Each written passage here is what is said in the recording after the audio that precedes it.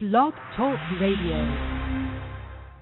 The purple angel, oh purple angel,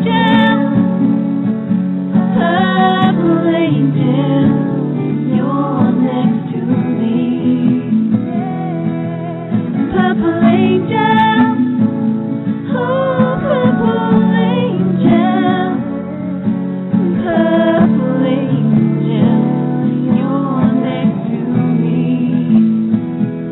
You're next to me. You're next to me.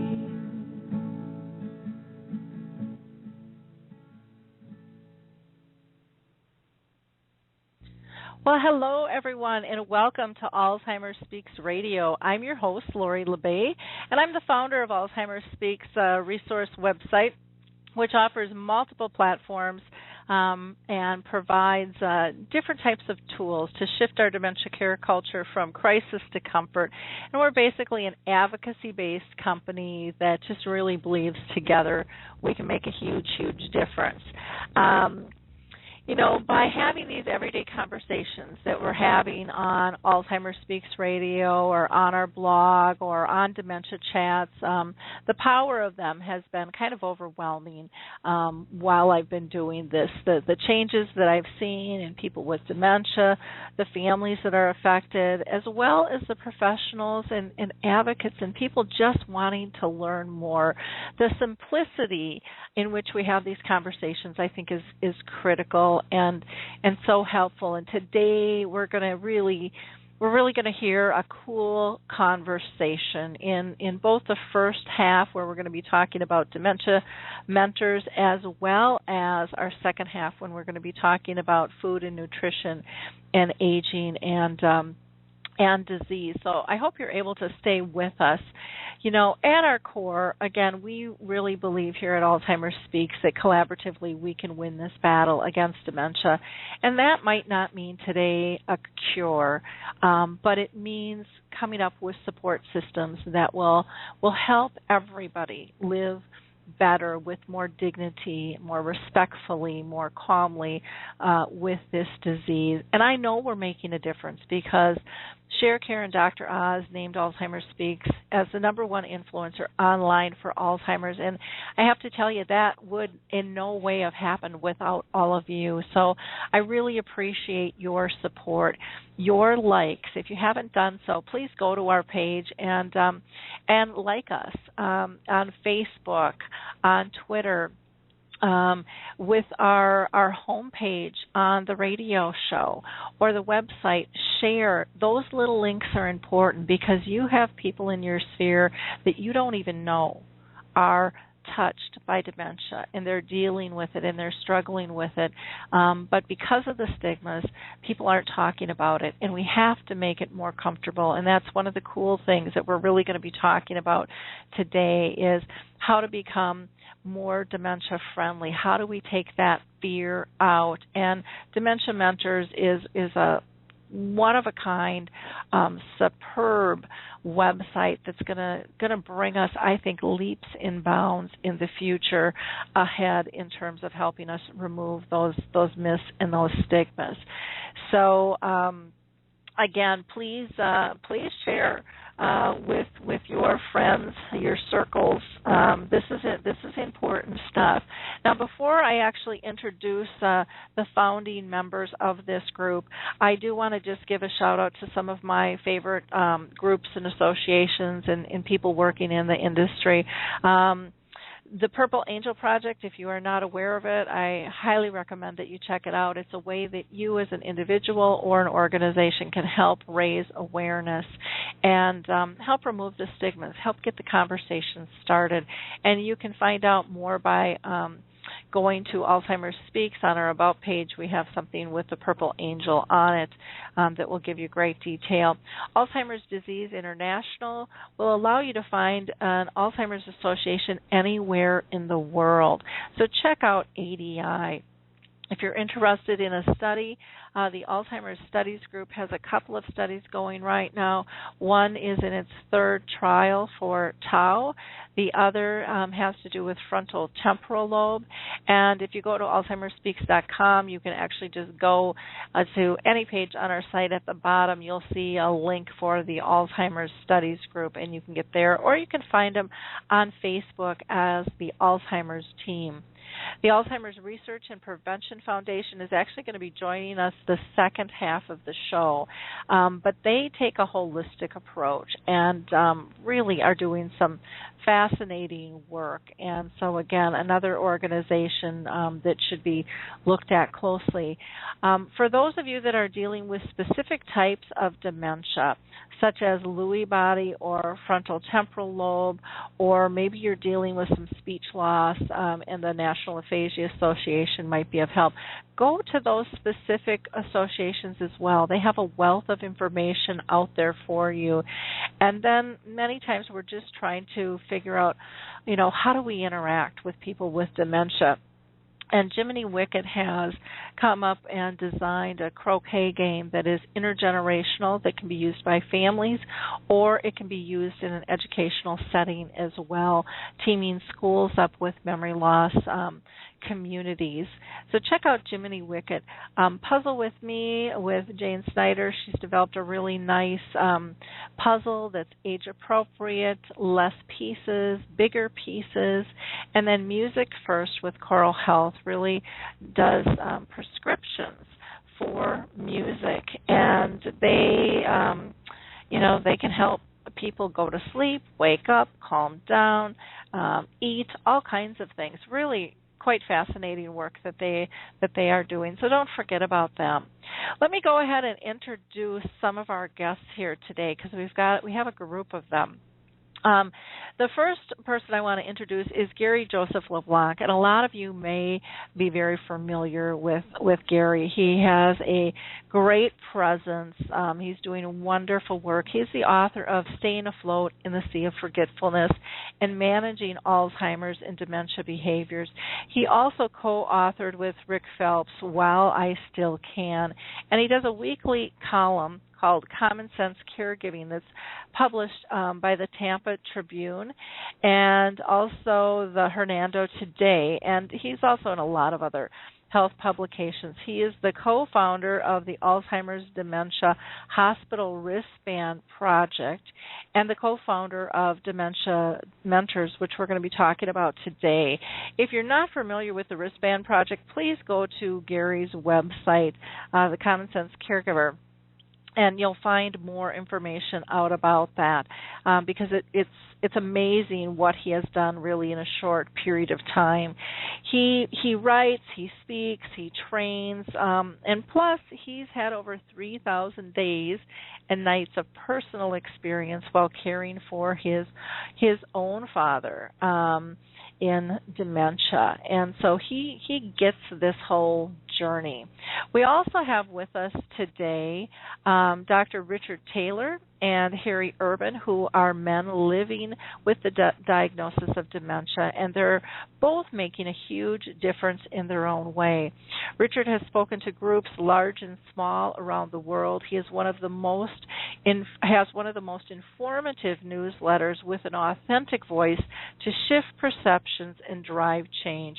He's written numerous articles and books, along with producing some fascinating DVDs. Richard is one of the first, if not the first, international voice of dementia that was really heard and respected and embraced by the world. And so I really thank him for all that he has done. Harry Urban has launched a social support group on Facebook called Forget Me Not in 2 languages. He only speaks one, but that didn't stop Harry from seeing a need and meeting it. And I just think that is so fascinating, that a person with dementia it can go ahead and do that. I think his resolve and his spirit is so wonderful.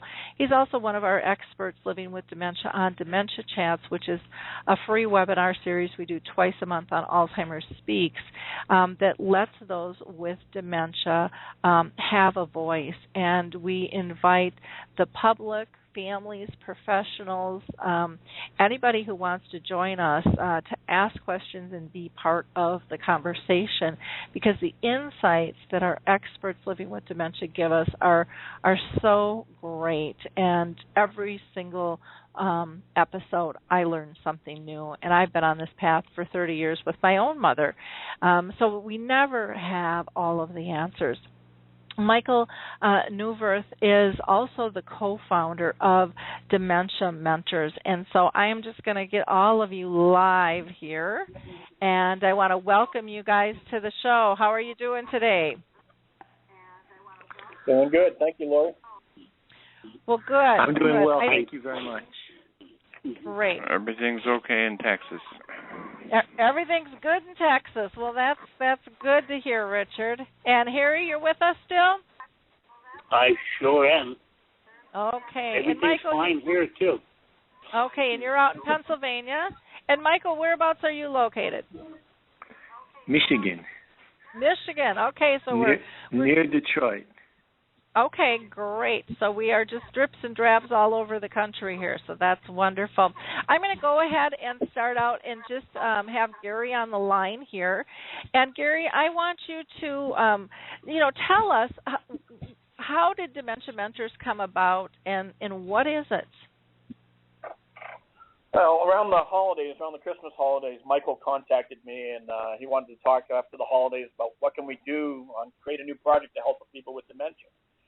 And after talking with all the other people I know that are living with this disease, they all have one thing in common of how poorly what happened when they got their diagnosis, how poorly the medical community has handled it. I mean, basically, they're giving these people a terminal diagnosis and sending them out the door and say, I'll see you in 6 months.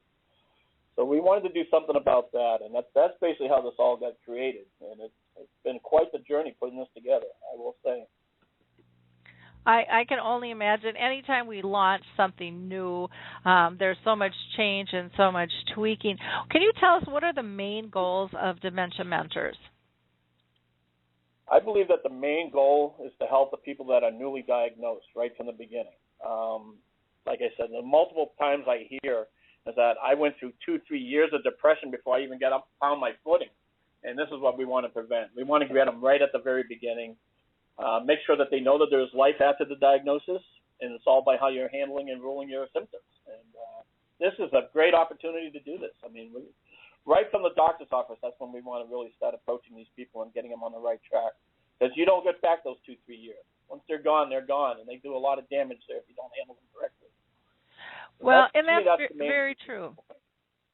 That's very true, and depression can just really spiral this disease too if it's not gotten under control. So I think that this is just a wonderful, wonderful avenue. Can you tell us, Gary, what happens to people after they're diagnosed and with dementia and related disease, and how is the website really going to help them? What's on there that's really going to make a difference? Well, you hit it right on the button when you talked about the depression. I mean, how can you not be depressed after getting a diagnosis of a dementia-related disease? I mean, they're just hand in hand. And the thing is, this program, we want to get them out of that stage of depression as early as possible. I mean, this is the thing on it. So they're going to give them the opportunity to talk one-on-one with somebody that's already lived through the symptoms and living through the symptoms of these diseases, and this is a perfect opportunity to get them out. The depression itself can create symptoms of dementia. So now you get the dementia coming out of the depression, you get the dementia coming out of the disease, and you're actually stacking the two right on top of each other. And this is what we're trying to prevent mostly on this thing on it. So we want to give them guidance. We're not doctors, we're not attorneys, but these are people that actually have their symptoms. And I mean, I don't think there's a better professional out there to talk about this than these people that are involved in this. I totally agree. Can you tell us what is the one common thing that all of the strong advocates that you have with dementia, what do they have in common? What do you see? I look at people like Harry and Richard and so many more others that I know that are strong advocates, and they are so far more, I won't want to say advanced, but they handle the diseases so much better than everybody else. And what I see they have all in common is that they stayed social. Mm-hmm. They didn't just close the front door of their house and wait for the disease to come get them. They've been out in the public, they're speaking, they're advocating, and it's not so much the advocating, it's the fact that they're in the public and they're staying social. I mean, if you just want a hermit inside your house and close the door, this disease is going to come faster.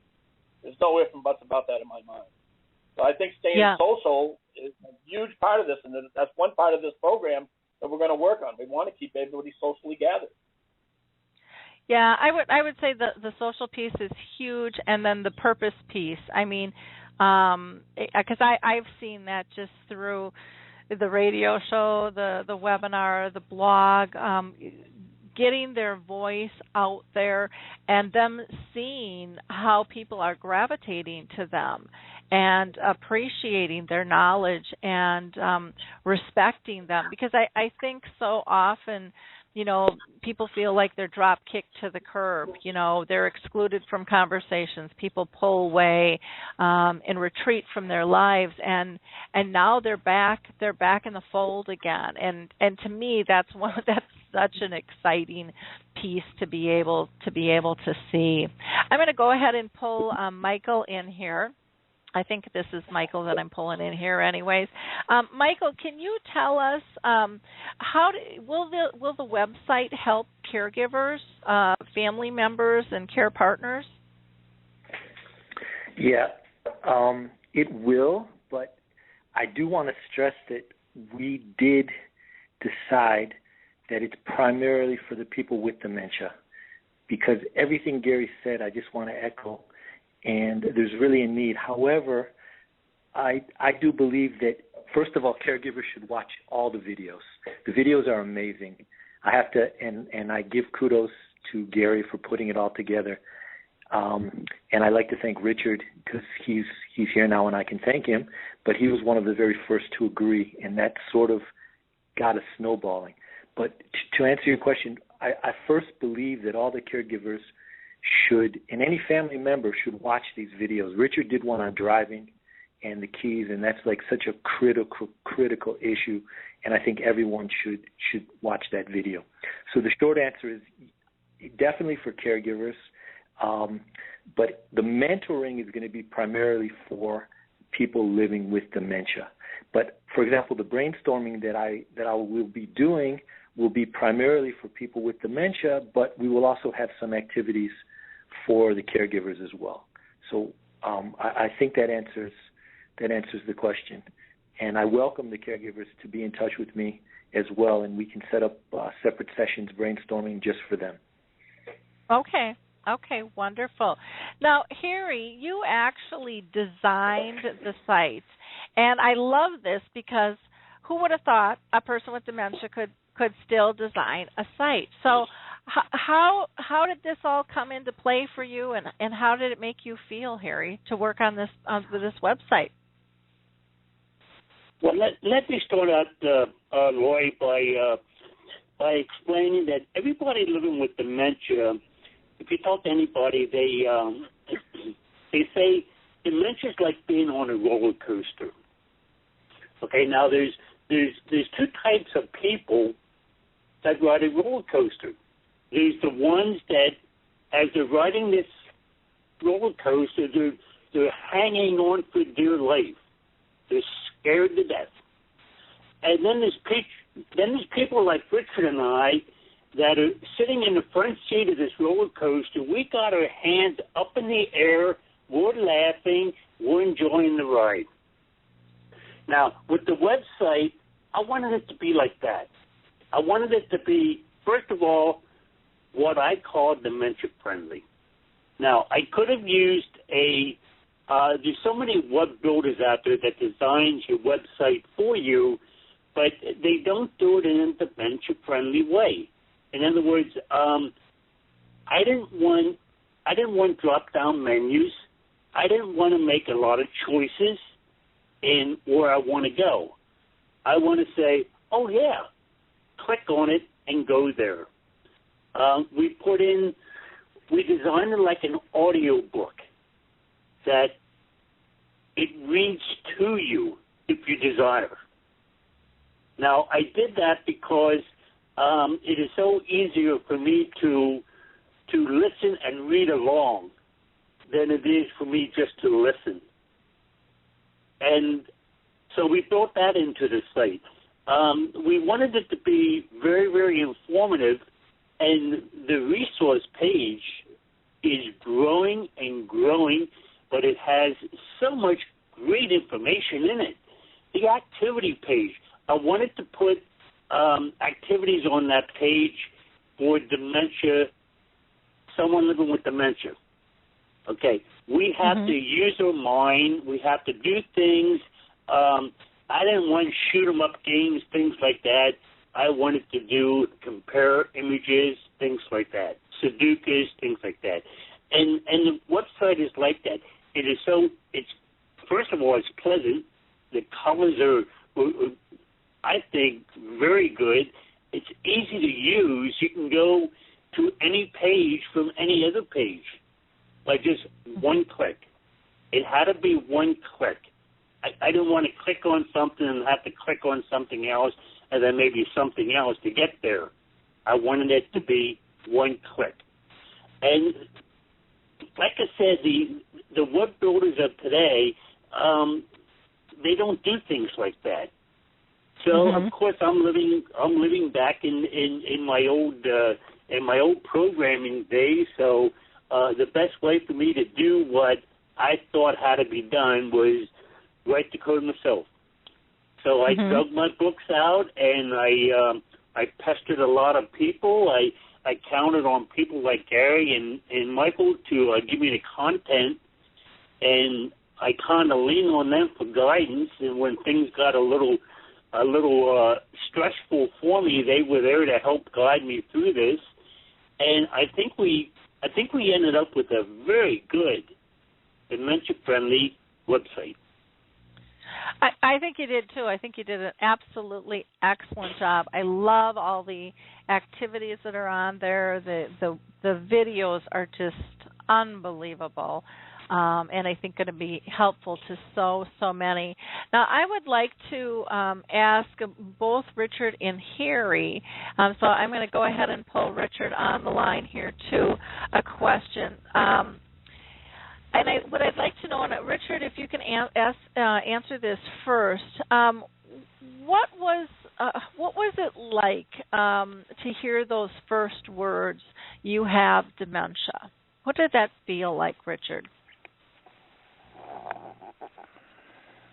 Well, it's numbing. I think it numbs you in ways that you're not even aware of.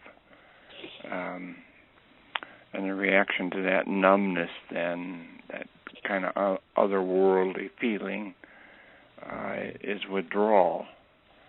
And one of the things this group does is put you face to face and voice to voice and ear to ear to people who have walked in your shoes and been in the same place. It's also because you withdraw into yourself, it's very lonely. It's self-imposed loneliness, but it's reinforced with people. Your caregiver feels lonely. Your friends feel lonely. That is, they feel isolated from you because they see you as being fundamentally different now because of those words. Richard, you have dementia, probably of this type or that type. And for me, the irony of all this was I didn't even know why it was happening. I didn't know what dementia was. I didn't know what the definition of it was. I just knew deep inside that this is something that felt very, very lonely.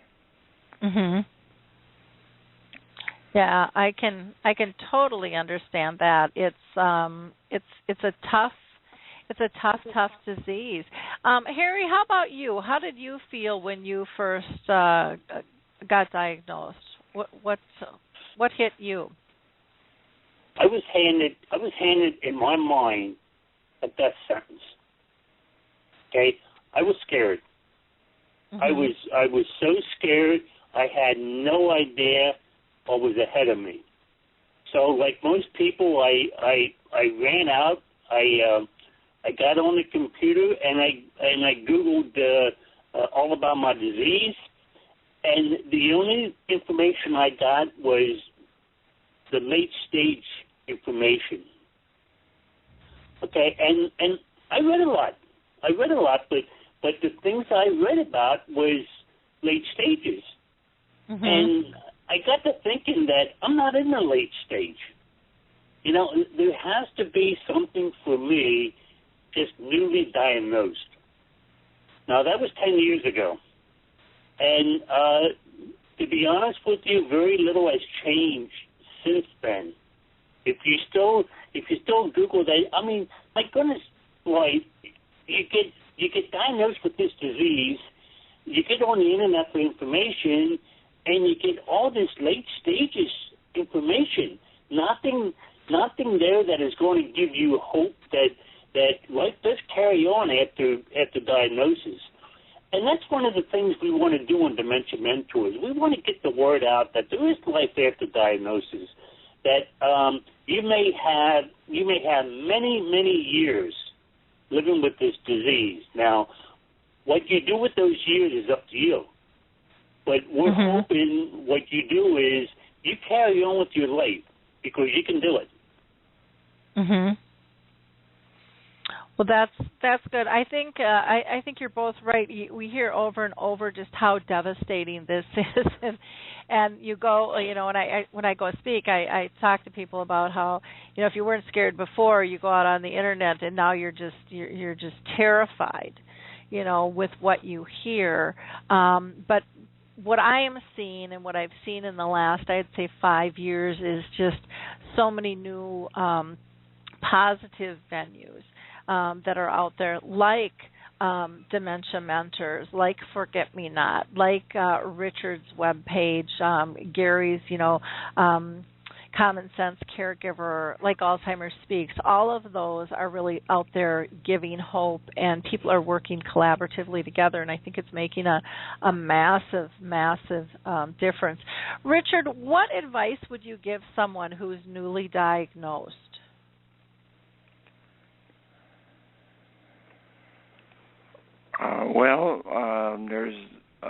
You're still alive. You still have your whole life ahead of you. Nothing has changed because of those words.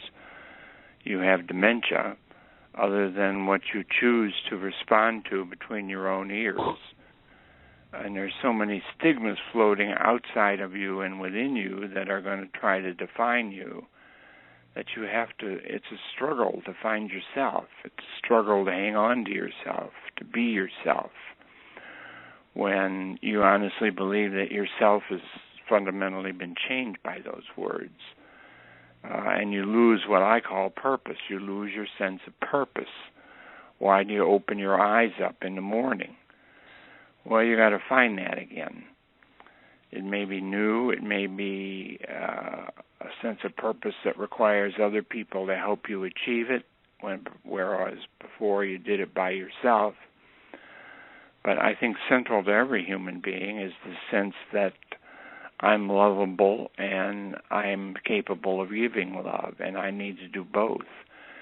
And those things kind of get swept under the rug by what drug should I take, and am I going to end up like my Aunt Mary or Uncle Joe or Grandpa Johnson? And the truth is, we can only all live one day at a time, and that's today. And so it's going to take us more and more effort to understand and appreciate today and feel good about being alive today. And if we don't do it by ourselves, we should do it in conjunction with other people who are sitting next to us in the same dementia boat. And this site and this mentoring program and these videos are intended to help give people some comfort and support, and the opportunity for more comfort and support through the web that just hasn't been available before. Mm-hmm. Wonderful. Do you, when you first got diagnosed, was the web really out there? Was it a resource at all at that point? Well, it was out there. I mean, I Googled Alzheimer's, and I think there were about 1.2 million sites. But I'll bet you out of 1 million of them, no more than half a dozen of them were by people who had dementia, and they were very difficult to find. There were occasional blogs here and there, but most of the time what you discovered was it was a caregiver's world on the web rather than people with dementia. And now you find us finding our own voice on the web, which I think is an excellent thing. And you find us finding each other, which I think is even a better thing. So, I've been living with this diagnosis for almost 10 years, and I think we're in a different place now than we were when we started out, thanks to people like Gary, and that the web allows us, some of us, I understand this does not reach every person living with dementia, and we need to come up with creative ways of communicating to people who don't have the internet, who don't own computers, who aren't computer literate or savvy. But we have to deal with this tool because it's so useful in the lives of most of us that we need to transition. And as Harry says, it has to be a smoother transition than simply doing the same thing. It has to be simpler for us. It has to be more direct. It has to be something that other people can enable us and help us with, but it still has to be ours. So I see the web has become a far more effective tool than it was before, because before it was full of a lot of information and a lot of examples of people in the latter stages of dementia, but almost none with people in the earlier stages. And those are really the people who are now standing up and speaking out. And the web gives you the choice to do that. There's a couple of handful of excellent blogs out there now that there never were before. And it's becoming, in addition to a very fine caregiver's world, it's not the best professional world yet. Professionals still misunderstand us and don't get it most of the time, that we're still whole human beings and that we're still all here. But caregivers can appreciate that, I believe. And we certainly know it, people living with dementia. And so I have been amazed that once you add a picture of somebody, and that picture is a TV screen, and it starts talking with you, why, it changes your world. It lets you connect with people that are not in your community, but are in your community in the sense that there's a kindred spirit among people who have dementia, regardless of what your first language was or what country you live in, or really where you are in terms of your own symptoms. And the web allows us to see that and to feel that and to respond to that. Okay, wonderful. Thank you. Harry, how about you? What advice would you give somebody who's living with dementia? The advice I give the most is don't dwell on the things you lost. You're not going to get them back. Just concentrate on what you still have and make the most of it. So many people that I talk to, the first thing they say, well, I can't do that anymore. And I stop them and I say, well, let's talk about the things you can do. And they kind of look at me, and after a while they get the, well, I can still do this, I can still do that. And after a while they realize that they do have a nice life. If they leave that old baggage of I lost behind them, don't worry about the things you lost. There's nothing you can do about that. I mean, it's not going to come back. You have to realize that it's not like I lost my car keys and all of a sudden they show up someplace. Well, speaking for myself now, the things I lost. I just can't do them anymore. But you know what? I don't think about it. I don't dwell on it. I don't worry about it. I just concentrate on my future, whatever that is. And I think if everybody, the thing that I try the most to, the message I try to get across is there is life after your diagnosis. You can do things. Climb your mountain, whatever your mountain is. Your mountain may not be as high as mine, or it might be a lot higher than mine. But if you don't try to do it, you will never know if you could. Well, I think that's great advice. I think what Richard and Harry are both saying is life goes on. You know, continue to have your dreams and your goals and make a difference and interact. And you guys are making such a massive difference in the world. I hope you each know that the lives you have touched is, we probably can't even count the numbers of people that you have touched and the ripple effect of your work. And even though you might not be getting paid for your work, you really are working for the greater good.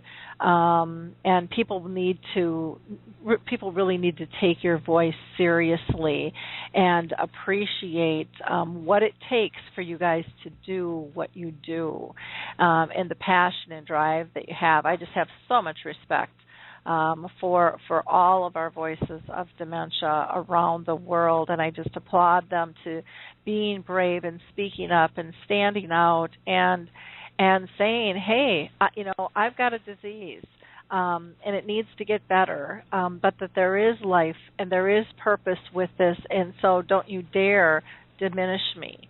Don't think, don't make me a little puddle on the ground. I am here and I belong, and I have life to live, and I have life to give, and you have breathed so much life into the world that, again, I thank you all for that. Gary, I'd like to ask you the next question. Can you tell us a little bit about the 3-minute videos that the mentors have put out, and why did you do them, and why do you think they're important? Well, it's important to realize that our mentors, dementia mentors, are from all over the globe. We got people from the UK. We just had a lady sign up from Germany, now Scotland, Indonesia. So we're getting different concepts and different opinions of what's happening around the globe on this thing. So these videos, we asked all our mentors to do a video that are 3 minutes or under to keep them the attention span down a little bit. Richard goes a little longer, but that's okay. But the information on these videos, you're not going to find anywhere. They're outstanding. And everybody's got their own opinion. We could talk about the same subject matter, but you're going to have somebody from Germany, you're going to have somebody there. And you earlier asked, Michael, where can the caregivers benefit from this website? This is the place right here, right from the videos. So you're going to hear exactly what these people are experiencing from them. You're not going to find anywhere like this all in one place. And like I said, it's outstanding on that. Yeah, I think it's going to be amazing. And I don't know if you have this on your site, but if not, I would recommend that you put a piece on your site for just testimonials, because I think they're going to be rolling in the door one after another. Because I know just from what we do with dementia chats and having the conversations, and I don't have that piece on our site for testimonials for that. I really should, but the stories are fascinating and the impact is amazing. I just want to add one more thing. All the videos, all the mentors we have, they're all from different types of dementia-related diseases. So we have somebody that's talking about Lewy body dementia. We have another person that's talking about front temporal lobe. We have another person talking about TBI injuries. So we really covered all these different types of dementia. And then when you come in to ask for a private mentoring session, we're going to line you up with somebody that's facing the same symptoms as you. So this is pretty outstanding on doing this. And there's a lot to be learned from these people. The last 6 months I've been working with these people have totally changed my insight of what I feel known about the disease for 17 years. It's been an amazing journey working with these people. They're amazing people. They really are. All of them. They really are. They really are. Can you oh, I'm sorry, go ahead. No, go ahead. Okay. I was going to ask you if you can also explain the virtual memory cafe and how that's going to work on the website. Okay, we talked about how we want to keep people social, that being social is one of the biggest benefits to keep people moving forward with this disease. So a virtual memory cafes are a gathering. They're not really like a support group, but they're a gathering of people with dementia to go and talk about whatever they want. If they want to talk about their symptoms, that's fine. Or if they want to just talk about the movie they saw or the weather that day, that's fine too. So we're going to take it a step further with dementia memories, We're going to do them virtually. We're going to do them online. They're all going to be done through your webcam and video. Right from your living room, you get an opportunity to sit there with 20, 30 other people with dementia and just have a social gathering. And then it can be, they're all going to be held confidentially between the groups. And I think this is very important for people with dementia. And if the caregivers are out there listening, they should get their loved ones involved in this. If they're just sitting home, let them sit down, put the computer in front of them, and let them visit with everybody else that's going through the same symptoms. I think this is only a win-win situation for these people. Now, we're going to run them a couple times a week. We're going to get going. As we build the site, we're going to do more and more of them at different times of day because we're covering so many different time zones with being so international with it. But we're learning as we go. Bottom line. Okay. So for the size of the memory cafe, I know, like for our physical size, I like to keep ours to 11 to 15 people because otherwise it gets too big and loses the intimacy that I think is just critical in terms of building community. Have you guys given any thought to size of your memory cafe? And yeah, we're thinking 20 to 25 per group, somewhere in that range on it. We'll see how they go, how the people sign up on it. We've already got quite a few people that signed up for it. Okay. Well, sounds good. I think that's really a fantastic route to go. Now, with the memory cafe, typically those are for the person with dementia and their care partner. Is your memory cafe just for the person with dementia, or is it for both? If the care partner wants to listen in with them, that's fine, but this is really for the people that are living with dementia. Okay. I just wanted to make that clarification on that. Michael, I'm going to go ahead and pull you in next here again, and I've got a question for you. Now, you're going to be running the brainstorming sessions. Can you give us a little bit more? Sure, I'm going to pull you in. Okay, here we go. Can you give us a little bit more detail on what you mean by brainstorming, and what are you looking to pull from this group? Sure. The main reason why I really love our site, and I just want to throw our logo out there, mentoring, motivation, and more, is because when Gary and I first brainstormed on this, and then we brought in Harry, I look at people like Harry Richard and all of our mentors, Norm Mack. I have to give him a shout out. These guys have dementia, but they're living their lives, and they're actually doing things that are so inspiring and so motivational that, and they have dementia. By the way, they have dementia. So with the brainstorming, we want to come up with solutions for people living with dementia. Everything you said at the very beginning of your introduction to your show, I actually wrote it down, where you said winning the battle, help everyone live better with dementia. That's what you're trying to do. We're following in your footsteps, standing on your shoulders, and we want to brainstorm with the people who have dementia and ask them, what do you need? Tell me about your day. What's bothering you? And actually, as Gary said, Dementia Mentors came out of a brainstorming that I had with Gary. When I asked him that same question, I said, hey, Gary, you're in this business for years and years. You're one of the top experts. What are people with dementia? What do they need? And he said, mentors and mentoring and everything else. So that's our goal. Our goal is to give the people with dementia a voice, make them feel that they can contribute because they can contribute. You look at all of our mentors and what they're doing, we want to do the same. We want people living with dementia to say, when I go to the doctor, he ignores me. All he does is look at my caregiver. what can I do to get him not to ignore me? Maybe we can develop some kind of app. Maybe we don't really know, and the process is more important than the solution. We want people living with dementia to say, hey, I'm out there, I'm here, I can contribute. I'm going to give you the needs, and we're going to brainstorm, and maybe we'll come up with something that can help every dementia patient, every person living with dementia, go ahead and have a better life. That's the goal of the brainstorming sessions. And the coolest thing is that it's with people. A young kid who comes up with a new app, he has no idea what dementia is, and he can try to make a solution for someone living with dementia. But why not just have the people living with dementia tell us what they need? It's as simple as that.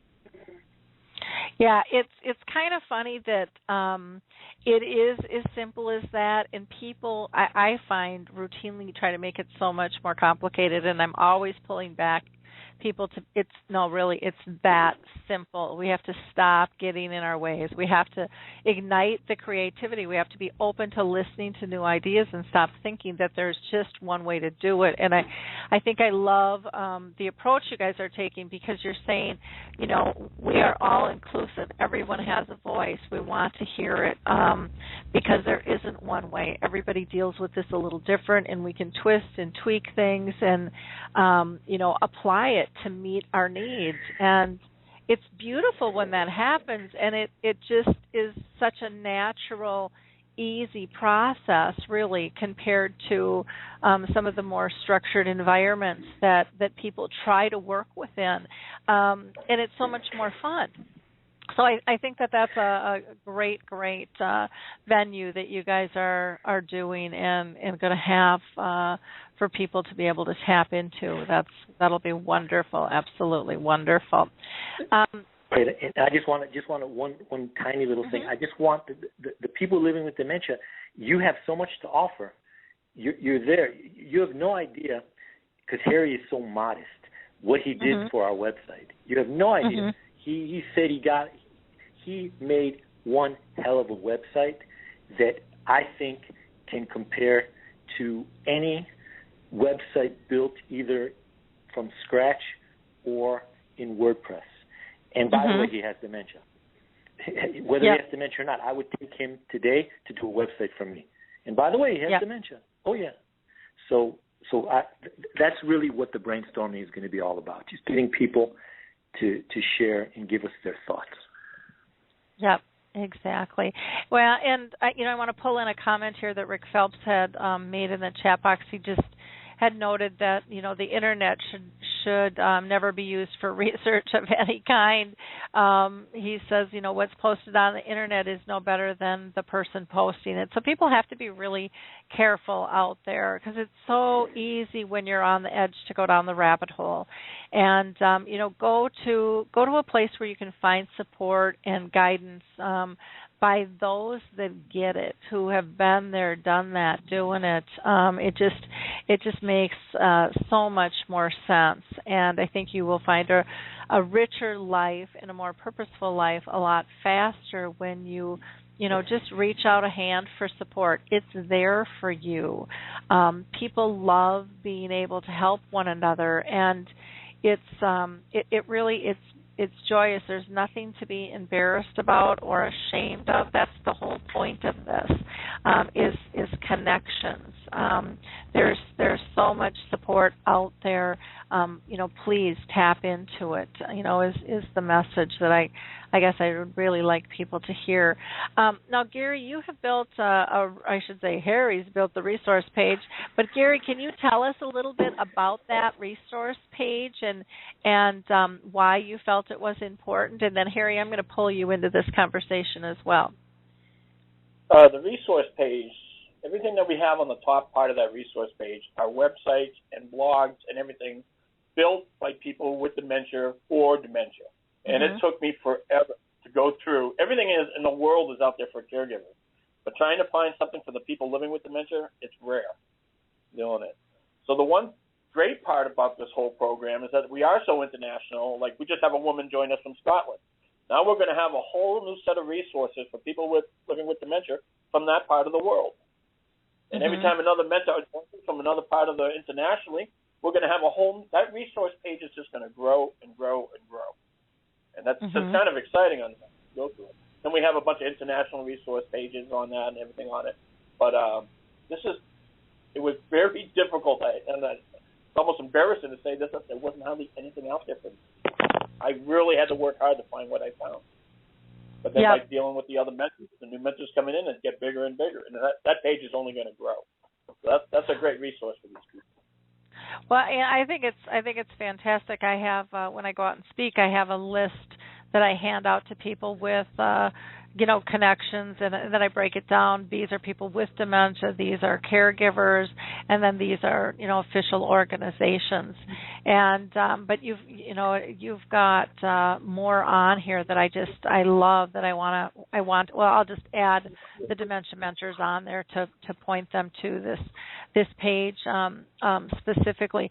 One of the things I'm just going to make a comment on, and again, I think you've built a brilliant website, but when I go here, I don't know if you can add a bar for the resources, because you don't find it, and it could be moi, a lot of times it's operator error at my end, but I'm not seeing the resources listed until I click on the Virtual Memory Cafe. So, right. So these are the footer or bottom footer on the website. You can go from any page from either the top or the bottom footers on it. So there should be something on the bottom. It's not on the top. Oh, okay. Yeah. To me, and again, I don't know if this would be helpful or not, but for me, if there was that gray bar underneath the gold bar that had that on every page at the top, that would be more helpful for me, because I don't always know to scroll down to the bottom, and my guess is I'm probably not alone, but I could be. So that's just that's just my 2 cents. I think it's a wonderful, wonderful website, though. Harry, can you tell why it was important to have these resources listed? Oh my goodness! There's no place to go. There's no place to go to get legitimate, reliable information. Okay, now what we're trying to do on the resource page is on the right-hand side. You see a column of logos and stuff of various websites. Now, I did that for a reason, because a lot of times I have a hard time reading what a website is as a resource. So I just glance over it and I can't find it. But if I see a logo and I see that visual picture, I can click on it right away and go to it. That's why we did it like that. When you said it's hard to get to the resource page, no, it's not. It's not if you have dementia. Now you have to think how we think, and that's how I build into this. I don't want this page to be for the caregiver. I shouldn't say that, but I look through the eyes of someone with dementia, so that's what I'm geared up for.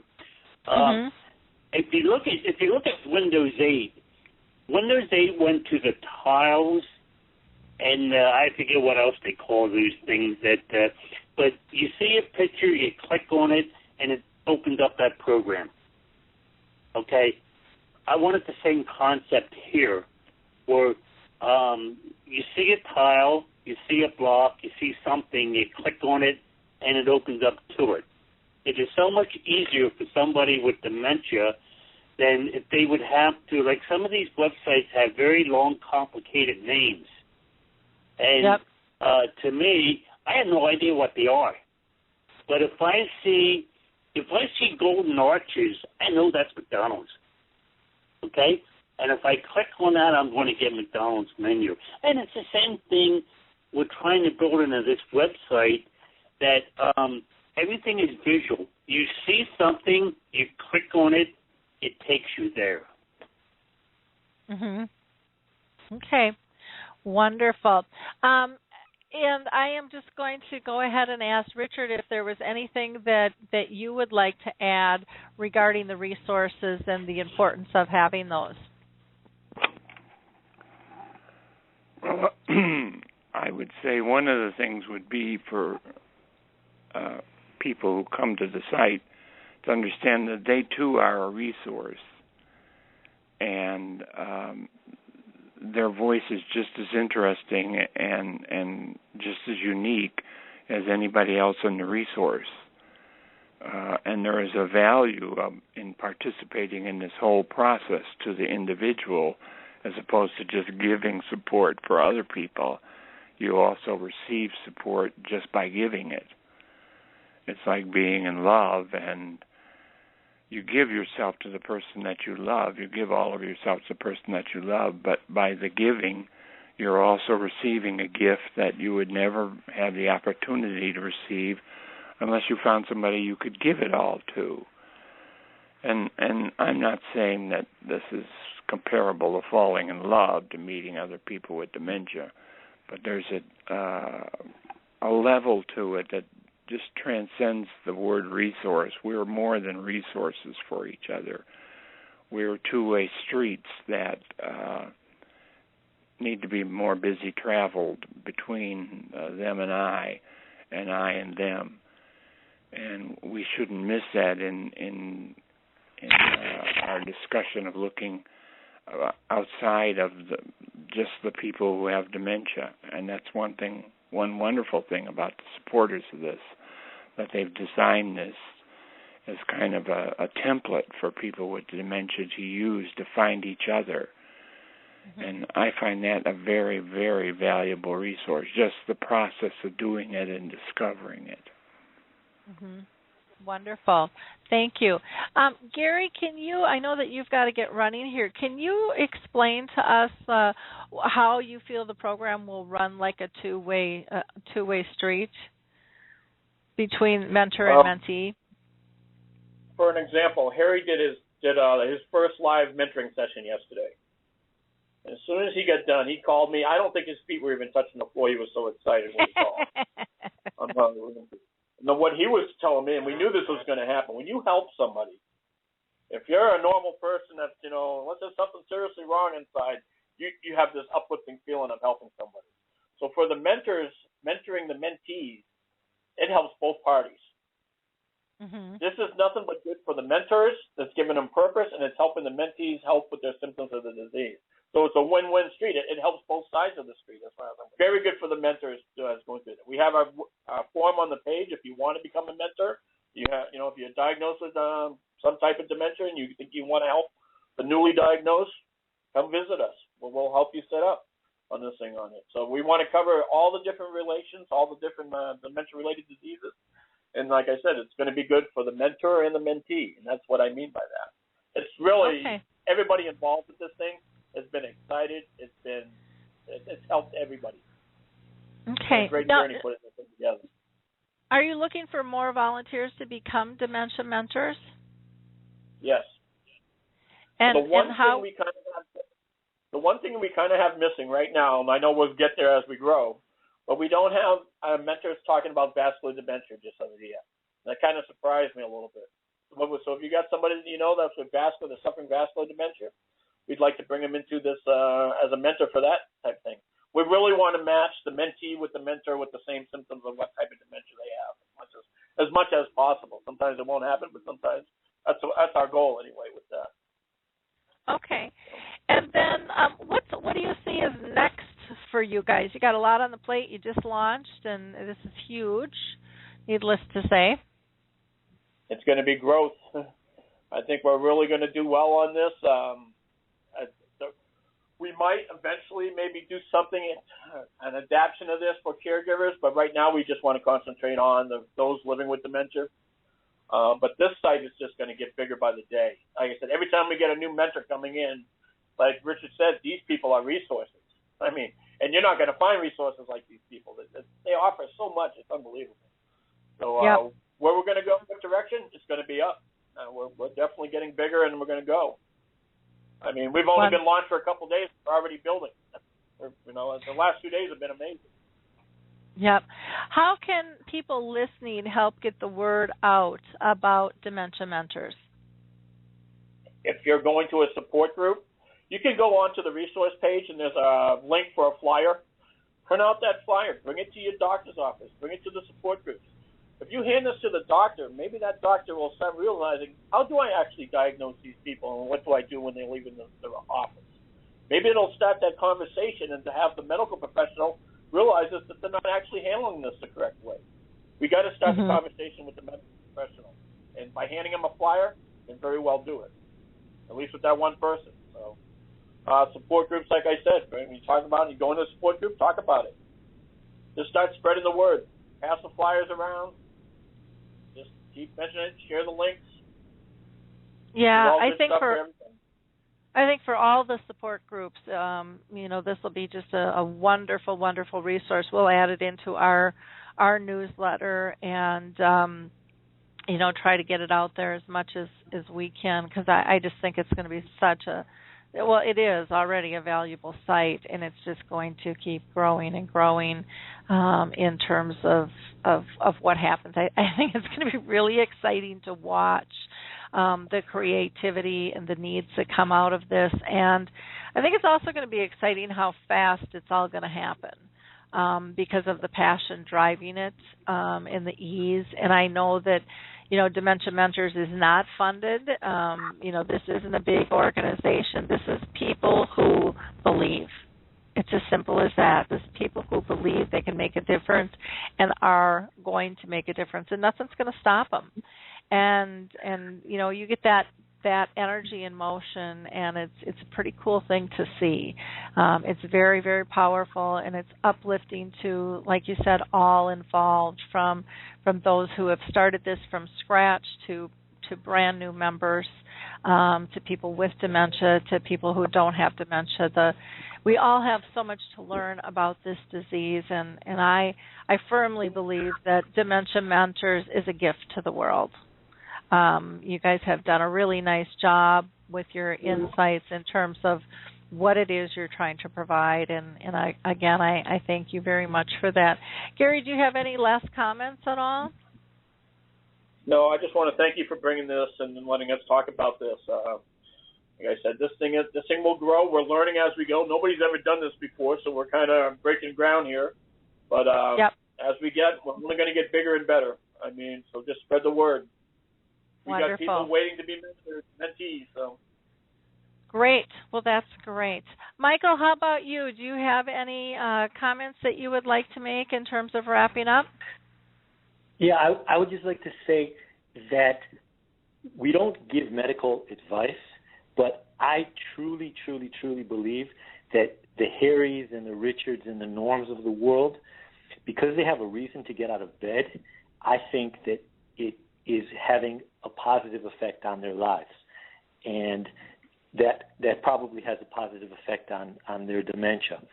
And all the social activities we want to do are hopefully going to give people with dementia a reason to get out of bed and to think positive and to help each other. And that's what Dementia Mentors is all about.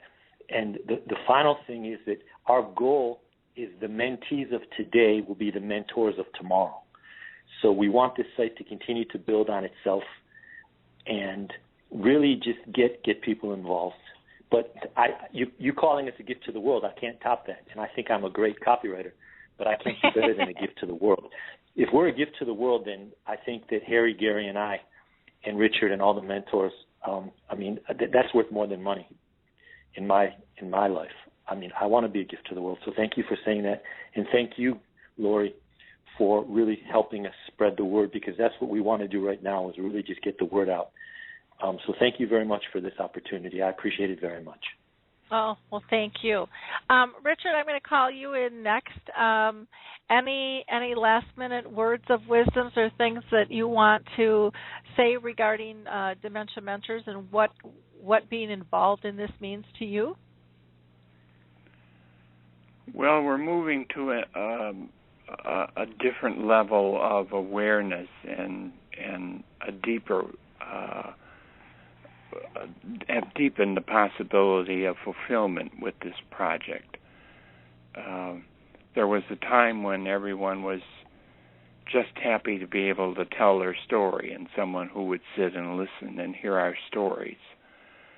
And then there was a time when people were happy to tell their stories and then answer questions. And this now marks a time for people with dementia to speak to each other directly and to mentor each other both at the same time. And these are pretty much unique opportunities that the web just magnifies a million times the possibility of it. So this could be a turning point in relationships of people with dementia with each other. And I think that's a wonderful, wonderful thing that's happening. I agree. I think that we have gotten to another level. And I'd also like to piggyback on Michael's statement saying, that you guys aren't giving medical advice. And no, you're not. You are giving real, everyday, realistic advice on how to live with the disease, not as it. And to me, that is something that I longed for so bad with my mom on our 30-year journey. I got tired of the medical advice of putting us in little, silos and in categories and saying this is it and it's black and white, because my gosh, if anything is gray in the world, it's it's dementia. There are many shades of dementia, and each person is affected differently. The person diagnosed, the person caring for them, the environment, and it ebbs and it flows. And I think what we need as a world, more than a cure, and I know there'll be people that argue this with me, because a cure would be wonderful, don't get me wrong, but we need the support to live gracefully with this disease, and I think Dementia Mentors is going to be a big addition in that toolbox to help people live gracefully with this disease. So thank you, Richard, for your comments and all. You've just done so much, and you've been doing it for so long. You truly are one of the heroes out there in terms of the voices of dementia. So thank you, Harry. How about you? Any comments that you have? Anything you want to say about how you feel about being part of Dementia Mentors? I have comments. That's why I saved you for last, Harry. we all want change. We all know that the world of dementia has to change, and we also know, we being us living with this disease, we all know that if change is going to be made, we have to do it. Now, we get told so many times we can't do that, but you know what? We're going to do it. And the changes you see coming up is going to be changes made by people living with dementia. The world's changing, and it's changing because of all of us living this disease, getting tired of living this way, and we're going to make changes. Mm-hmm. And you guys are making changes. I mean, there's no ifs, ands, or buts. I am so honored to have you all on the show today.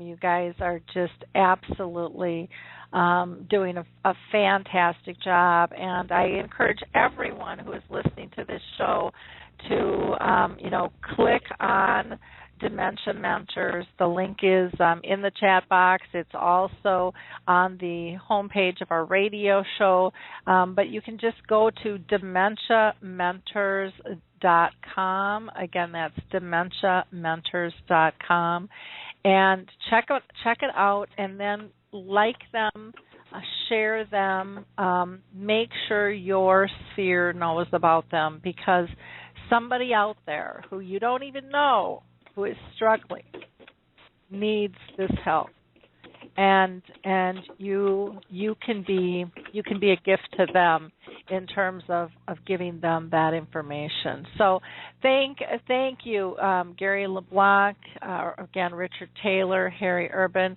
Michael Neuwirth, for all you are doing. I really, really appreciate it so much. And we'll have to have you back on the show maybe in a few months. You can give us an update, because my guess is from those brainstorming sessions, you're going to have some more things to tell us, and we're going to want to hear all about it. So again, remember DementiaMentors.com. Before I introduce our second guest here, I who it looks like just dropped off the line. Oh, no, here she is.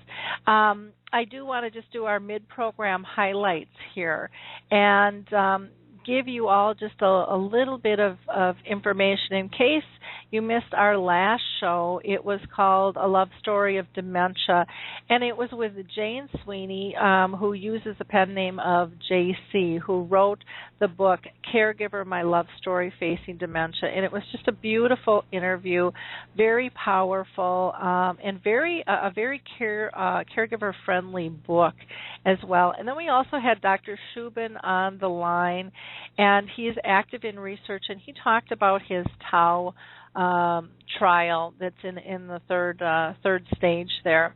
Our next show coming up next Tuesday on the 10th is we're going to be getting some global updates from Executive Director Mark Wortman with Alzheimer's Disease International, and we're also going to have an author on who wrote the book What Flowers Remember.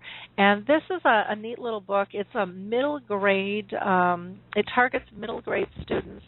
And it's a story of a young girl that has a neighbor who she loves like a grandfather who develops Alzheimer's. And it talks about her coming to an understanding of what happens when people die and live on in our minds and our hearts. So looking forward to that interview next week with both of them.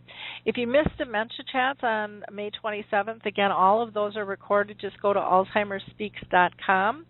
And you can go to the About page to the Dementia Chats section and go ahead and listen to that recording. We discussed, again, the holiday weekend and adjustments that people had to make and why, when they're diagnosed, ways to educate and empower care partners and caregivers, and what it feels like to be excluded, and how we can educate both the public and professionals on the power of inclusion in purpose, which is a lot of what we talked about today with Dementia Mentors. On the blog, you're going to find a few articles. Our intern Michelle wrote one about favorite things. There's a couple of articles regarding Veterans and Memorial Day, and again, there you can also find a link to the chats as well. For those of you that are just tuning in now, I always like to give a shout out to a few organizations. The Alzheimer's Research and Prevention Foundation, one of my favorites, that has a holistic approach. They're really about diet and exercise and a healthy mind as well. We have Alzheimer's Disease International, where you can find an Alzheimer's Association anywhere in the world that can assist you. Don't forget about the Lewy Body Association, the Frontal Temporal Lobe, and the National Aphasia Association. When you're dealing with those specific criteria, it's good to get to those specific organizations because they're just going to have additional resources for you. The Purple Angel Project, if you're interested in helping raise awareness, contact me just at Lori, Lori, at alzheimerspeaks.com, or you can go to our website and just click the contact button. I'd be glad to talk with you further on how you, too, can help make a difference. If you're an individual or if you're a corporation, it doesn't make any difference. It takes all of us to work together to do this. So let me go ahead and introduce our next guest here. This is going to be an interesting conversation. We have Dr. Karen Koffler with us, and she serves as a member of the Scientific Advisory Council for the Alzheimer's Research and Prevention Foundation. Dr. Koffler received her medical degree at the University of Miami, and she interned in Chicago and then went on to complete her residency at the University of Colorado in internal medicine. She started out as an emergency room physician in a variety of settings, and she helped develop the first hospitalist program in Denver and went on to focus on intensive care.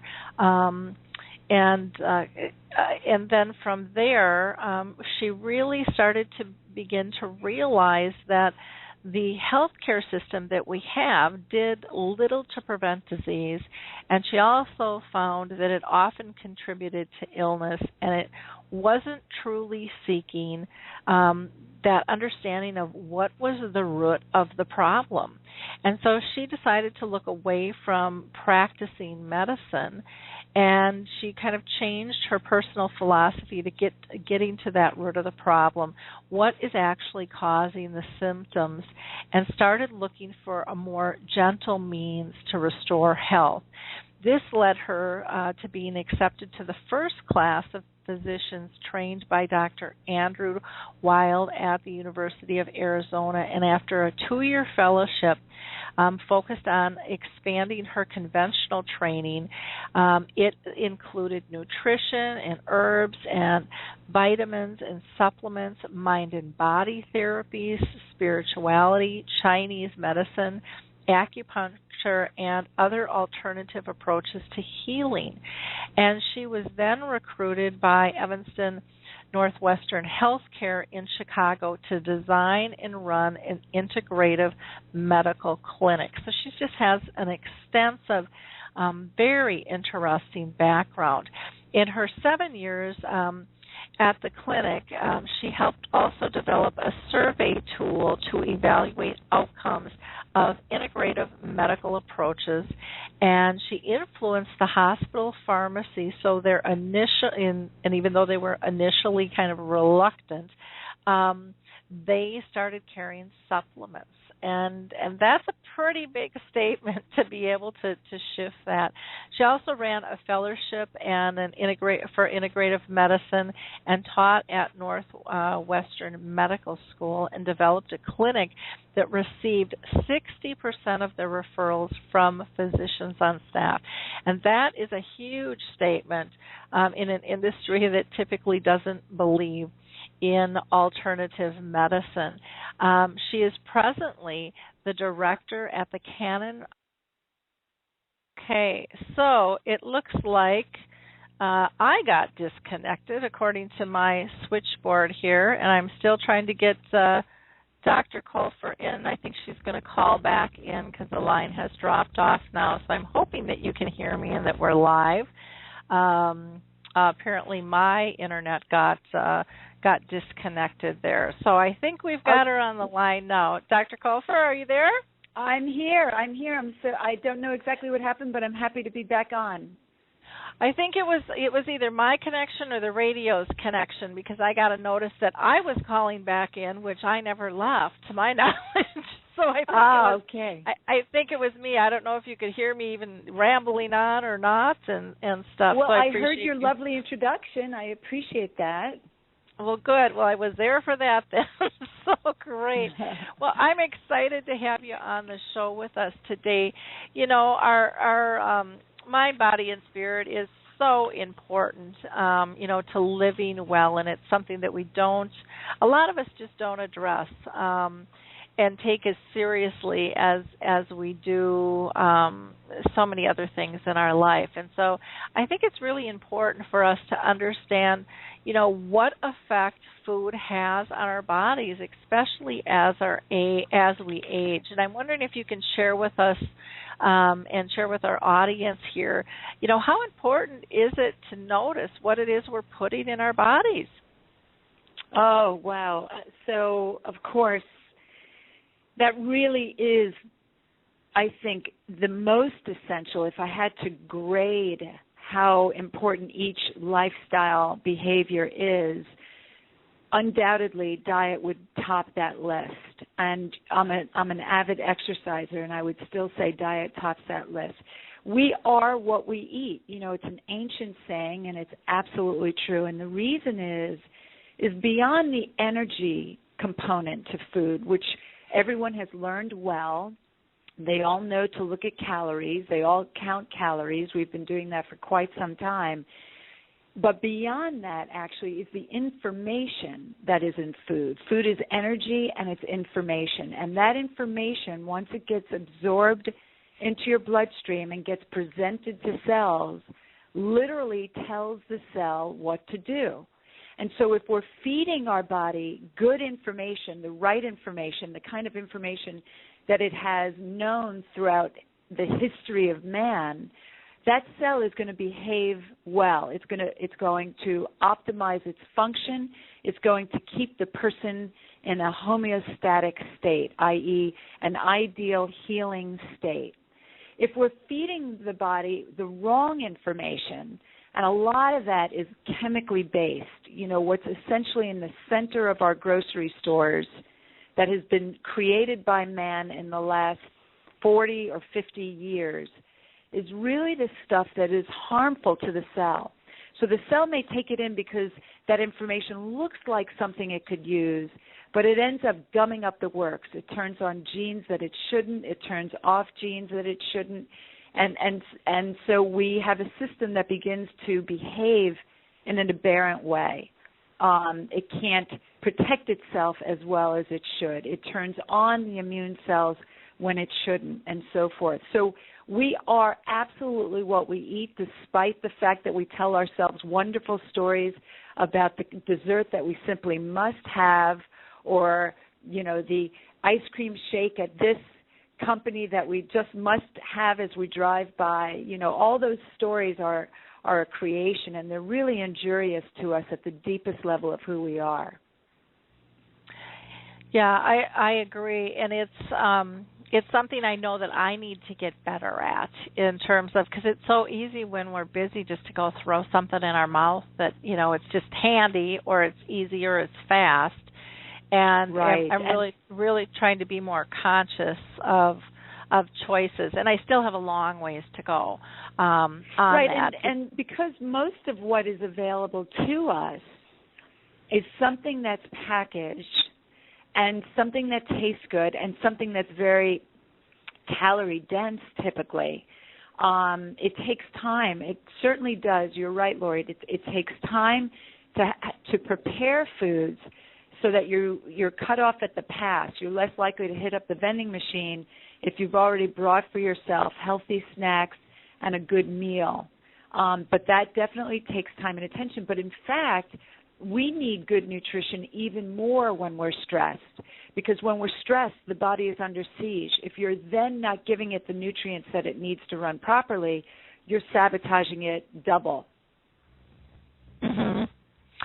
Very true. Very true. And even just in terms of, you know, time of day when we eat and things like that, I know sometimes I don't eat all day and then I eat late at night, and I know that that's just like, you know, I can almost see a finger shaking in front of my face when I'm doing that, but I won't say anything then.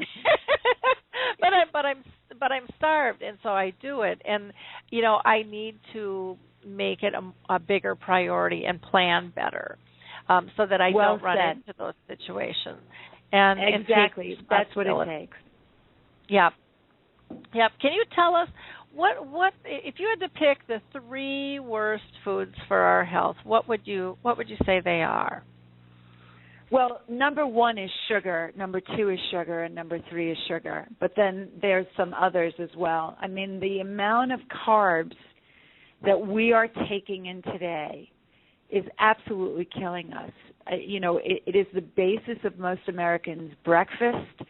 It's a formidable part of their lunch. It makes up their snacks. It sneaks into our drinks. You know, and as a result, we have such a huge problem with obesity and diabetes and the new diagnosis that we use in medicine called diabesity, which is that combination of the two, which is killing us, and it's going to crush the healthcare system moving forward. But to the individual, it means we age at a much faster rate. Obesity and diabetes both create tremendous inflammation and oxidative stress, which leads to every other disease that we see: dementia, cancer, heart disease, stroke, osteoporosis, arthritis. All of it has those two issues as their core. So we really need to reevaluate the role that sugar plays in our lives, and we have to concentrate more on getting high fiber foods, good quality protein, good quality fats, and have those be really the brunt of our meals as well as our snacks. I'm not saying no carb. I don't believe in no carb, but I do think we've gone way overboard on the breads and the pastas and the rices and the cookies and the sugary drinks and the artificial sweeteners. All of these things spike insulin. And when you are spiking insulin, you're going to ruin your metabolic rate. You're going to create a lot of inflammation and oxidative stress, and that begins this snowballing effect. So sugar would be at the very top of my list in all of its forms. And by the way, I got through medical school. I got into medical school and through medical school because of a large bag of peanut M&Ms and a Diet Coke. So I know the other side of it. It isn't as if I've been eating well my entire life.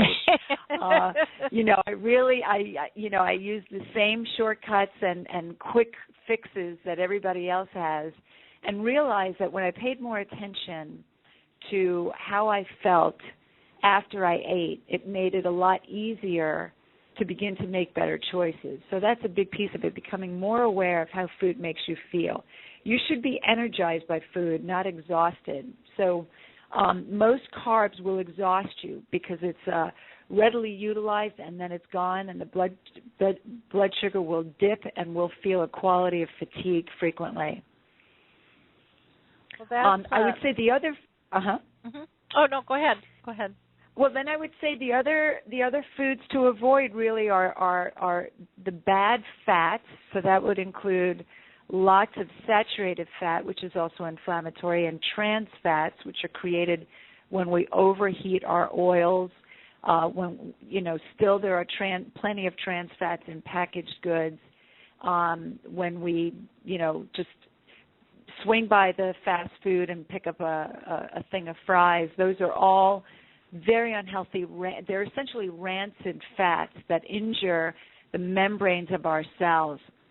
And then probably my other big one would be the packaged foods that I mentioned, the ones that require a biochemistry book in order to decipher what the ingredients actually are, that have lots of dyes and preservatives and so forth. Those should be completely eliminated from our diet. They're not native to the human body. They've never been native to our diet, and they're really contributing to lots of health issues. Okay, well that's great to know.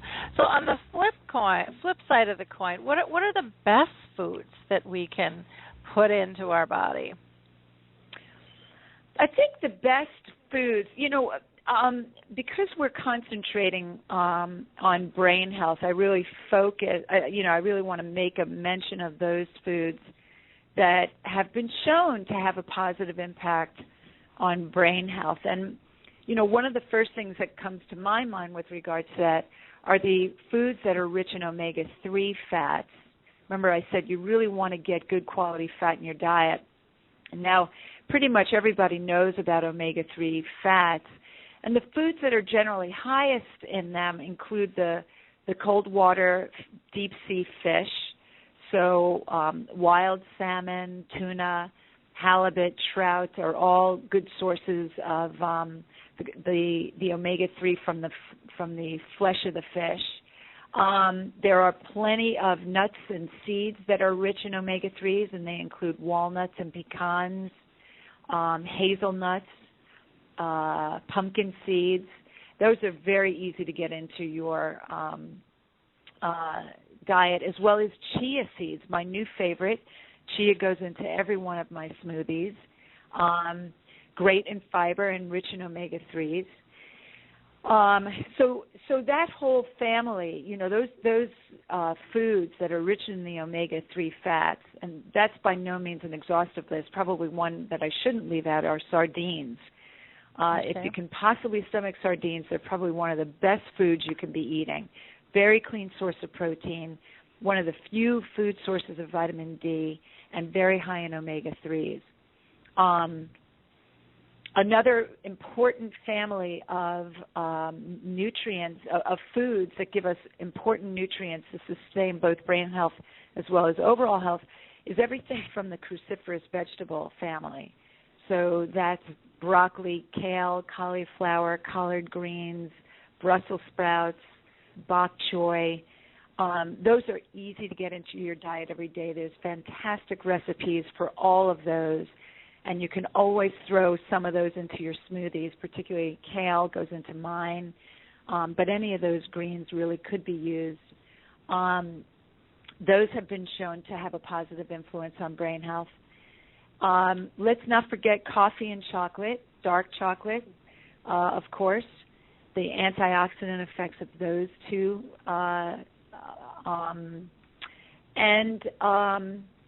I would say also turmeric, using the spice turmeric. So on my eggs every morning, I'll use turmeric. We use them in our soups. We use them in stews. So turmeric's easy to add in as well. It's got a great flavor. It gives that curry type of flavor. Okay. Wonderful. Well, that's nice that you gave some ideas on how to use that. I never would have thought of putting it on eggs, at all. So, and I think it's stuff that people can play around with too, and see what they like. And sure. Any other spices that come to mind, or? There's many spices that actually have a natural anti-inflammatory effect in the body. So rosemary ends up being one of those.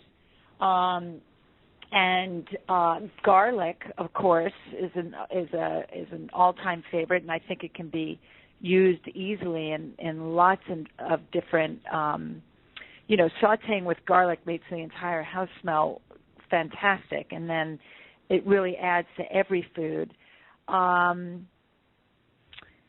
Let's see, rosemary, garlic, turmeric are probably my top favorites. Yeah, that's what's coming to mind immediately. Okay. Well, that's wonderful. Can you tell us why you mentioned kale earlier? Can you tell us what's all the hype about kale these days? And I mean, did it just get born, or why are we hearing about it now? I mean, I never remember hearing about it when I was younger, but there were a lot of things I didn't hear about either. But, no, it's really true. I mean, even 5 years ago, you didn't hear much about kale. It's really true. I don't know why kale is experiencing a meteoric rise to the forefront, but when you think about kale, first of all, it's a fairly bitter taste, but it can easily be dressed up. So, for instance, I will make my children who would not ever eat kale a smoothie with kale in it, and the moment you add banana or green apple, you cannot detect any kale at all in the smoothie. So as long as I serve it to them in a dark cup, they have no idea that what they're drinking is actually green as can be, and that's created by the kale. Kale is very low in calories. It's super rich in many of the important antioxidants, including vitamin A and vitamin C.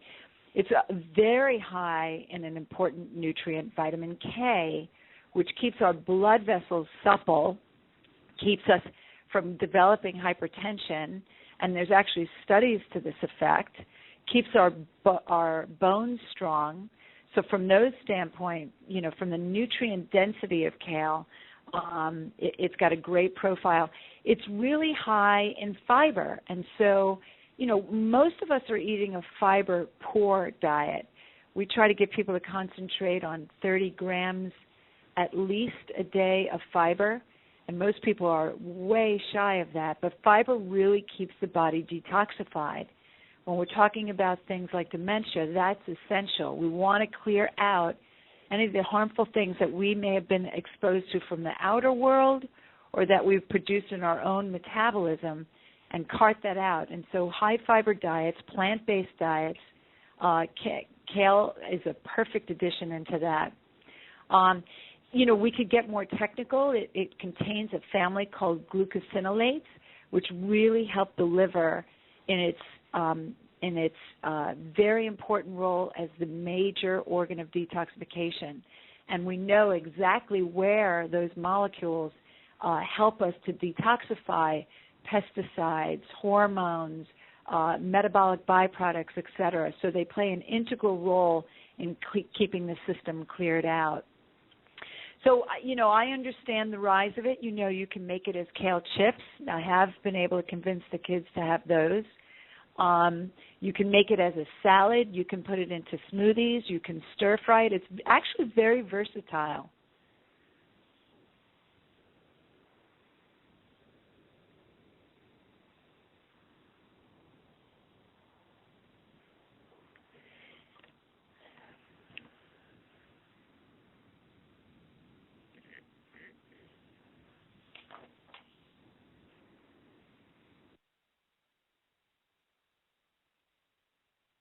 Hi there.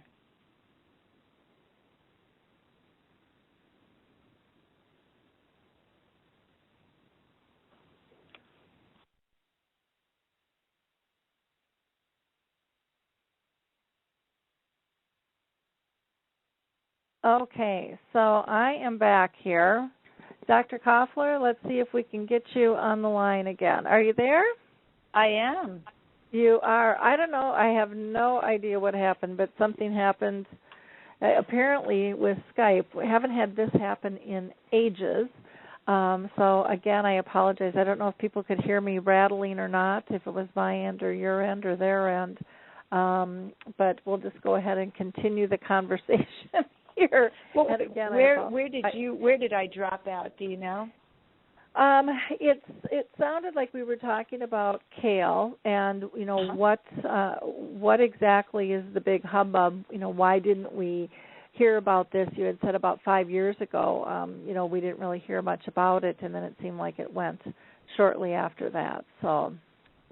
Oh, it did go out shortly after that. Okay, my goodness. Okay, so I was waxing poetic about how the fact that it's a relatively low in calories, so that appeals to many people. But I think more importantly, it's very rich in natural antioxidants like vitamin A and C, as well as very high in vitamin K. And vitamin K is emerging as a very important player in keeping our blood vessels supple and less prone to injury, which of course makes us less likely to develop hypertension, keeps our brains healthy and stronger, keeps blood flow throughout the body much more secure. So vitamin K also plays a very important role in bone health. So this is a great food source of vitamin K. In addition, it's high in fiber, and we're always nagging our patients to eat more fiber. We like to shoot for a minimum of 30 grams of fiber a day. And so kale, because it's so versatile, you can make kale chips, you can put it in smoothies, you can stir fry it, you can make it into salads. There's so many ways you can use it, and it has so many health benefits, both with antioxidants, its impact on blood vessels, its impact on bone, as an anti-inflammatory, and then it has ingredients in there that really help the liver to detoxify other compounds. So I can't think of a downside to kale. Okay. So you had mentioned, and I don't know if you know how to do this, but how do you make kale chips? I never would have thought of that with. Yeah, the way I do it is I put a light spray. I usually use canola because it works a little bit better, but you can use grapeseed, and actually grapeseed is probably a superior oil. Some people use olive oil, though it's a little denser. spray it, bake it, and then we season it with a little sea salt. Oh, okay. Yeah. I never would have thought of making chips out of that at all. You know, it wouldn't have even occurred to me with that. So, well, good. And many health food companies also have a nice have a nice selection of commercially available packages of kale chips even. Oh, okay. Well, I'm going to have to go find those in the store and see what I think. That sounds really interesting. Do you have any advice for care partners when it comes to nutrition? When it comes to nutrition, yes. I mean, I think people who are in the position to be caring for others with, let's say, dementia, it's sort of like running a marathon. And so, when one runs a marathon, there are stations along the way that allow you to, get a little extra calories in, extra water, and so forth. And so you almost have to think of it as, there's got to be a way in which you're well nourished, and I mean that in mind, body, and spirit, in order to maintain this marathon that you're in. And so, nutritionally speaking, I mean, simple meals that are high in nutritional value is really key, because if you're not supported, you can't be very supporting. It actually ends up being depleting. It actually, as I mentioned before, stresses the system to eat poorly when you're under duress. It just compounds the whole problem so much more, and it steals your energy, and it takes away from your ability to think creatively, and the list goes on and on and on. So it's really important that there be time devoted, and not a lot of time. Nothing that I make, and by the way, I'm an awful cook, but nothing that I make takes more than 20 minutes. I can promise you, and we can give 20 minutes to our meals. We can certainly do that. So I'll make a big vat of something, like a big stir fry with portobello mushrooms and sun-dried tomatoes and kale and broccoli and all kinds of veggies, and it'll be a huge stir fry, and I'll just heat that up, throughout the week. I put some chopped nuts, some lightly roasted chopped nuts on it. I've got protein, fiber, all my nutrients. I've got good oils in there. I've got everything that I need, and that can be dinner for 4 nights. And it holds really well. So these are the kinds of things that we make recommendations. Really good soups. You can make a huge quantity of soup at one time and then just keep heating it over the course of the day. Nuts and seeds, of course, people know to grab as snacks, but keeping it whole, keeping your food real and whole is the ideal. So these are broad strokes, but these are the kinds of things that we recommend to folks. In almost every situation, it's the same thing that treats everything else that we see. Really, it's the same diet, whether we're talking about treating someone for heart disease, for diabetes, or treating somebody who's going through a stressful period of time. Mm-hmm. Yeah, I think you're absolutely right. Can you tell us a story of maybe a patient that you've worked with who has improved his or her health just by following your nutritional advice, and what happened? Well, in integrative medicine, we don't usually just alter someone's diet. Usually we're taking a look at their entire lifestyle, and we are addressing multiple aspects at the same time. And by the way, that's why it can be difficult to actually study integrative medicine, because we're not making one change. We're not adding an herb or a supplement or just doing dietary changes. We're making lots of other changes at once. So a patient that comes to mind actually is a patient that I have been taking care of for a little while, who has been diagnosed with mild cognitive impairment, that she felt was progressing. And so when we made some changes, she actually ate a pretty good diet to begin with. So it wasn't as high in fiber as it could be. And really the ideal is for people to eat 8 to 10 servings of fruits and vegetables a day. So we recreated her plate so that, and actually drew a circle of her plate, cut it in half.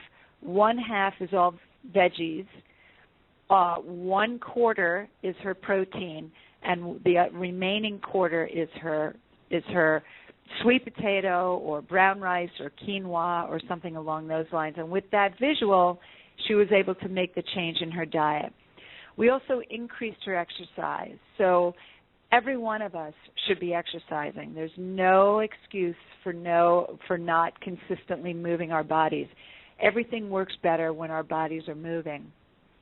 And the third piece we added to her, which she felt really made a very big difference, was actually something that I learned as I began working with the Alzheimer's Research and Prevention Foundation.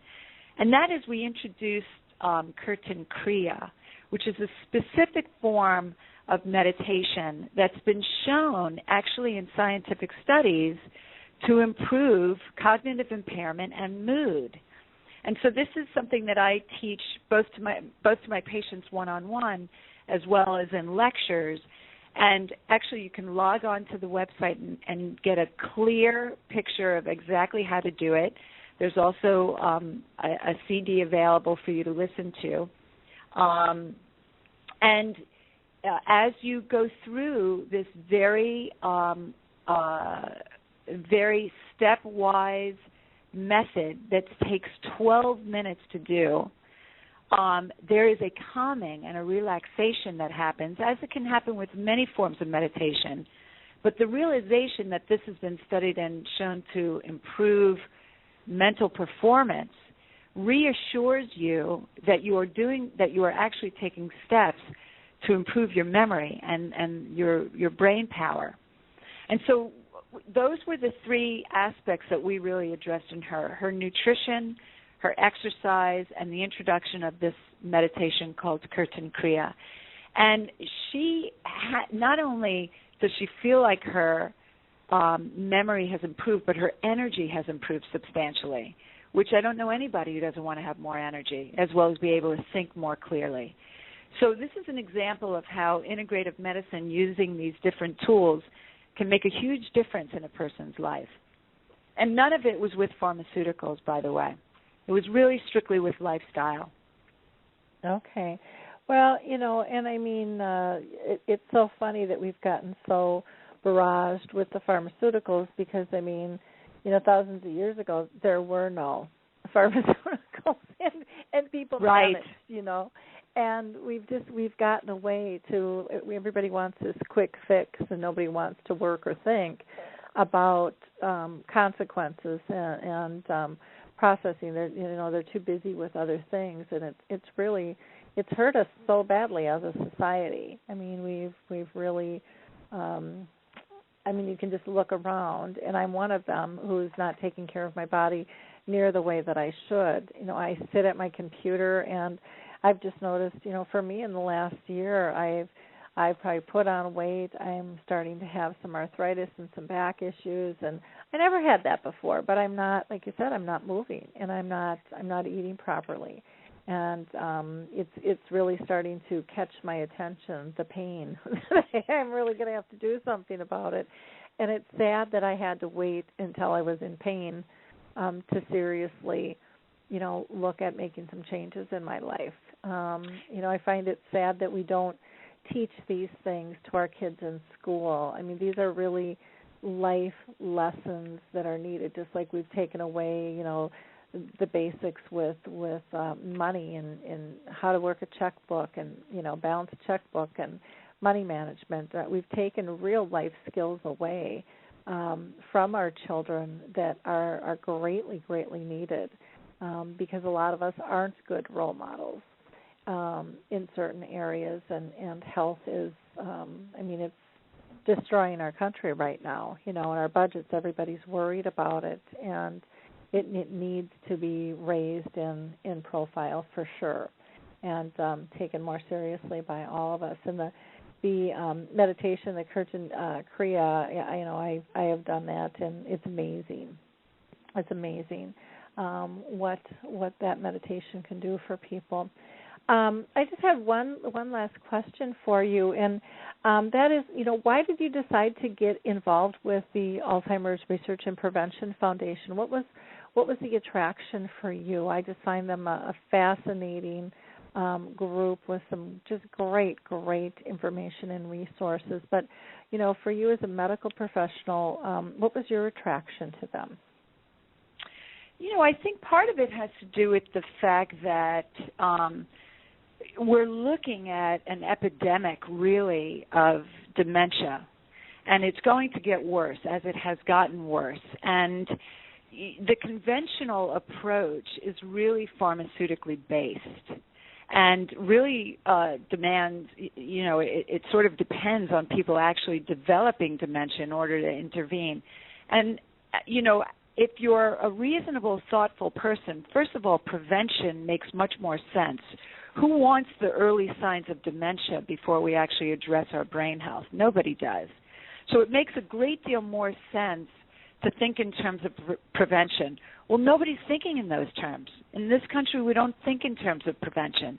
So here's an organization that's really based on wanting to prevent using lifestyle, which makes great sense, a disease that is devastating. It's devastating for the person who has it. It's devastating for the family. It's costing us a tremendous amount of money. It's an awful disease, and we don't have a great way to treat it. And really, there's not the emphasis on prevention that needs to be. So the Alzheimer's Research and Prevention Foundation, through a technique that's ancient, and so I have come to appreciate the value of interventions or therapies or approaches, strategies that come to us from other cultures, because other cultures have figured out ways to keep their people alive and well. And it would benefit us to take the best practices worldwide and offer them to our patients. So here is Kirtan Kriya, and I have no idea how the ancient sages knew that this would be an effective way to maintain the health of the brain, but I'll do anything that works. And so once I realized that they had data behind, well-done scientific studies using functional MRIs and PET scans and so forth, the best that we have today in analyzing response to treatment they've used to show this very simple 12-minute-a-day intervention can make all the difference. So to me, that was, I hate to sound cliche, but it was like a no-brainer. It's very obvious. If we could take a pill that would do that, we all would. Yep. So, yep. And meditation has far-reaching effects. We know that it improves cardiovascular disease. We know that it can improve anxiety. It has so many health benefits that I believe everybody needs to develop some form of a meditative practice, and this is one that's been proven to work. Okay.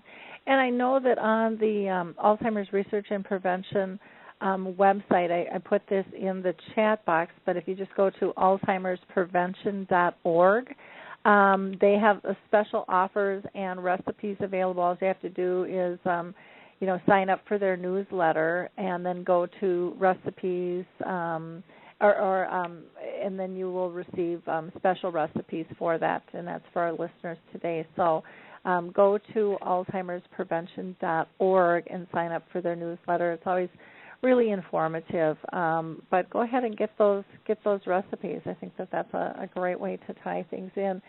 We've got just about 4 minutes left. Anything else that you would like to add to the show? This has just been very fascinating. Again, I apologize for our Skype issues here today. I haven't had that happen in a couple of years, so I apologize. But technology is technology, and we have to work with it. So. Well, the only thing other thing I would say is, we're housed in this miracle of a machine that we call the human body, and and we're gifted with the power of our minds, and we lose sight of what we've been given.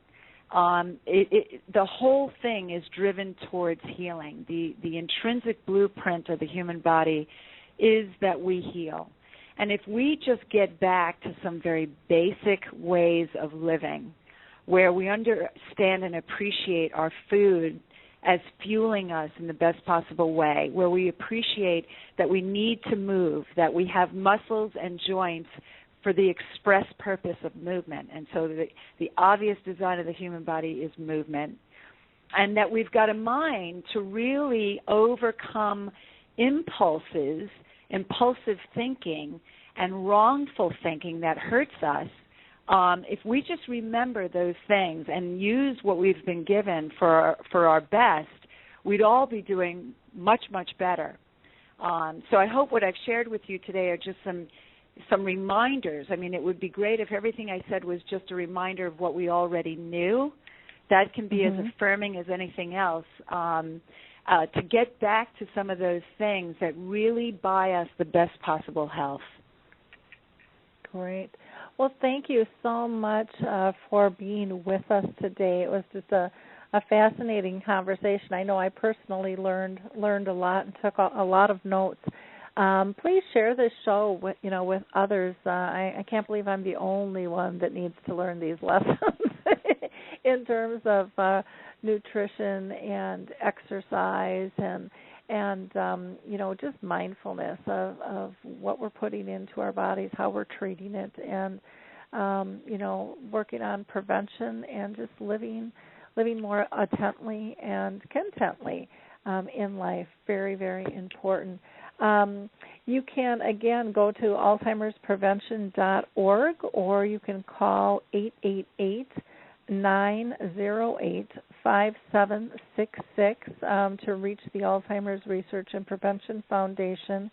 And you can also reach Dr. Koffler at her number at 305-514-7216 or kkoffler at cannonranch.com. Again, I thank you so much for being with us today. It was a very informative show, and I hope you have a blessed week ahead of you. Thank you so much. Thank you. Take care. You too. Bye now. Bye-bye. Again, for all of you who are looking for an Alzheimer's Association anywhere in the world, check out Alzheimer's Disease International. They will be able to help you find what it is you need, no matter where it is. Or if you're looking for a trial on tau or frontal temporal lobe, check out Alzheimer's Studies or go to the Alzheimer's team on Facebook. And help us raise awareness. Be part of the Purple Angel Project. Go to alzheimersspeaks.com and go to the About page, and there's a tab that says Purple Angel on that, or you can to find out more information, or just click on the contact button and send me an email. Let me know that you are interested in learning a little bit more on how you can raise awareness. Doesn't have to cost you any money. We can do this all electronically. And if you're an individual or a business, everybody is welcome to join the cause. Until next week, again, we were going to have Executive Director Mark Wortman on the line with us for an interview to talk about their conference, and we're going to get some global updates. We also have an author that has a book for children. So we will talk to you all soon. Thanks again, and have a great week. Bye now.